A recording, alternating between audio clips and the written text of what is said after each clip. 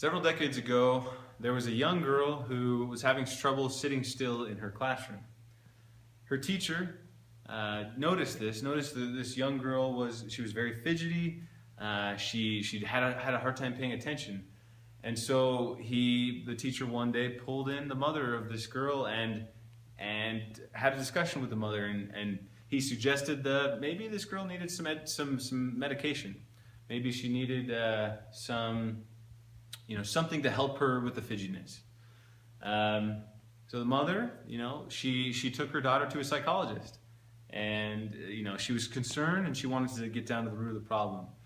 As she met with the psychologist and he asked her daughter some questions, he decided to try an experiment. He escorted the mother out of the office and turned on some music before they walked out, and they just observed her daughter. What they observed was that she was a dancer. She just loved to dance. And the psychologist said, what you need for this girl is not medication, it's a dance school. So they enrolled her in a dance school, the mother, and she went on to become the creator of Cats, the musical, and Phantom of the Opera.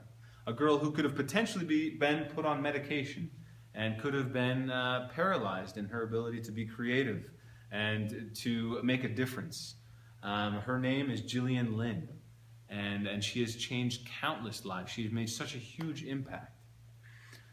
Oftentimes, when children come into our lives, or when we learn about children who may be struggling, who may be in dire straits in regards to education, in regards to the quality of education they are receiving, too often we turn a deaf ear. It's out of our scope of concern. It's none of our business.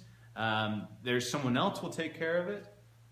But those of us who are educated, those of us who have done everything we can to learn about what it is we may be passionate about, whether that be history or political science or math, a lot of the time it's up to us to help and to make a change and to make a difference.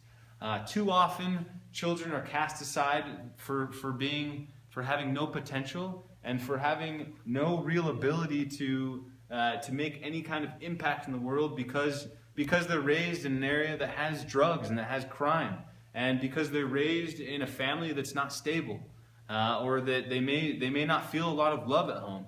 Too often we just discount them as being, that's a lost cause. But that is not the case. There is potential out there. There's a story of a young boy who had a brother, and him and his brother would just watch TV a lot of the time. They grew up in the inner cities in Detroit. And one day their mother, who is she worked full-time, she worked 3 jobs. She came home and she decided her boys were watching way too much television. And so she laid down the law, and she incorporated that they would read 2 books every single week, and that they would write a book report on what it is that they're reading. After many weeks and years of doing this, this young man, he developed a love for learning and a love for education. And he went on at the age of 33 to become one of the leading neurosurgeons in his field, and he became the chief neurosurgeon at Johns Hopkins University. This man's name is Ben Carson, and he is now being considered as candidate for the President of the United States. There are amazing there's an amazing potential among our youth and among those who we may often discount as lacking any real substantial ability to make an impact in society. They do have that potential.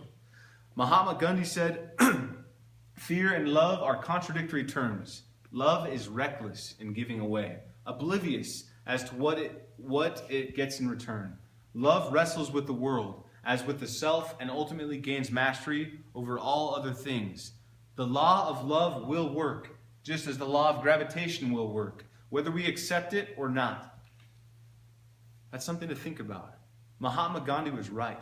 The law of love will work. If we will have love for children, if we will have love for those who we may not see a lot of potential in, but who have potential within them to become great and to become something worthwhile, then we can really make an impact and help change the lives of countless individuals. Ken Robinson